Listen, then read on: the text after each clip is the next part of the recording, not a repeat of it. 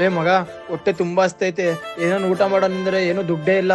ಪರವಾಗಿಲ್ಲ ಮಗ, ಅಲ್ಲಿ ನಮ್ಮ ಫ್ರೆಂಡ್ ಎಗ್ ರೈಸ್ ಶಾಪ್ ಇದೆ, ಹೋಗಿ ಅಲ್ಲಿ ಊಟ ಮಾಡಮ್ಮ, ದುಡ್ಡು ಇದ್ದಾಗ ಕೊಡೋಣ. ಹಾ ಸರಿ.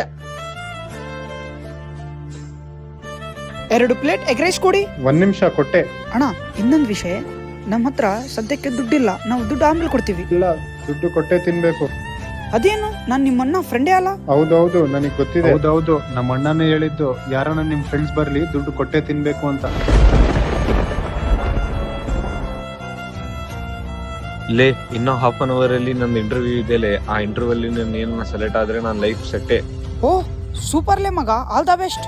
ಲೇ ಮಗ, ಇನ್ನೊಂದು ವಿಷಯ ಇಲ್ಲೇ, 2 ಪ್ಲೇಟ್ ಎಗ್ ರೈಸ್ ಬೇಕಂತ ನಿಮ್ ಶಾಪ್ ಹತ್ರ ಹೋಗಿದ್ರೆ ನಿಮ್ ತಮ್ಮ ಕೊಡಲ್ಲ ಅಂತ ಹೇಳ್ದಲೆ. ಲೇ, ಅವನ್ನ ಎಷ್ಟು ಸೊಕ್ಕಿರ್ಬೇಕ್ಲೆ, ನಿನ್ ನನ್ ಬೆಸ್ಟ್ ಫ್ರೆಂಡ್ ಗೊತ್ತಿಟ್ಕೊಂಡ್ ಕೂಡ ನನಗೆ ಆ ಮಾತು ಹೇಳ್ತಾನ ಅವನು.